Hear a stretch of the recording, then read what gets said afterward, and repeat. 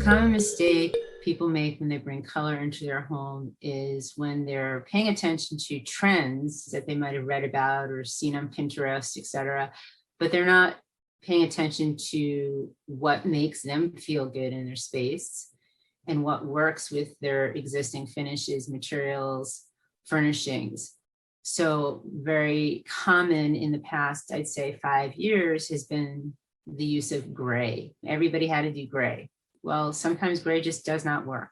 It's a trend that didn't work for your house with the warm countertops and the warm floor tones and the warm furniture colors and patterns, but you wanted to follow trends, you put gray in. So you don't want it to follow trend. You want to make sure that your colors support the overall look and feel that you're trying to get. And it may or may not be a trendy color, but I also will say about color is that it's very psychological. And there have been scientific studies that literally prove how us as in us humans, react to color at a psychological and even physiological level. And color is used to sometimes manipulate how someone wants us to feel or act.